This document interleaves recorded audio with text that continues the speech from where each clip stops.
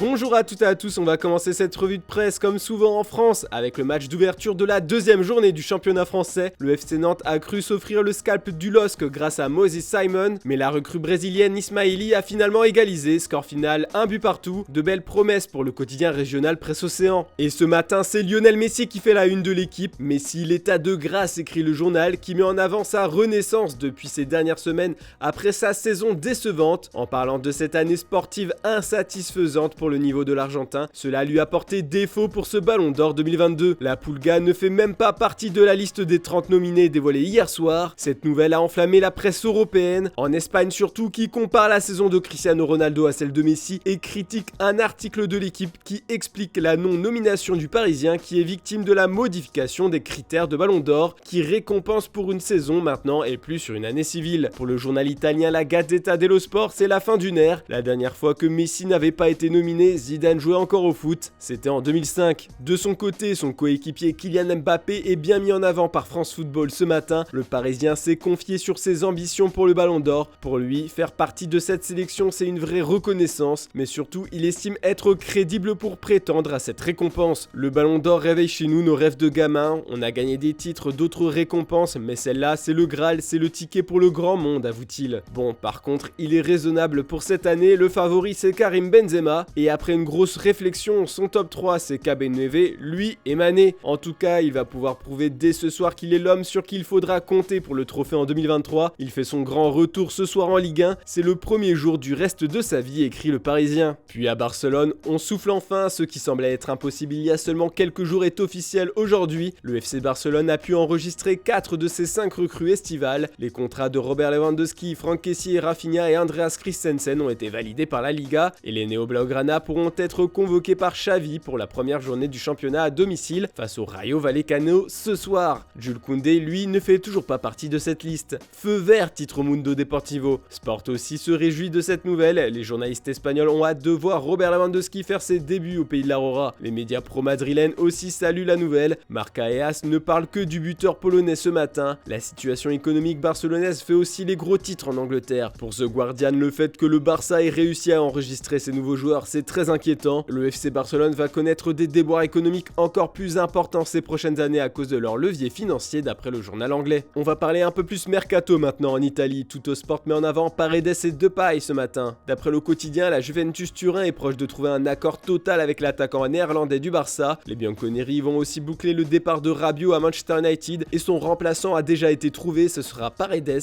Le club turinois discute déjà avec les représentants du joueur parisien depuis plusieurs semaines. Enfin, c'est surtout le retour de la Serie A qui enflamme les médias locaux. Cette année, la Gazzetta dello Sport s'attend à une avalanche de buts. Toutes les grosses écuries italiennes se sont renforcées en attaque. Dybala à la Roma pour être la surprise cette année. Lukaku pour reprendre le trône avec l'Inter.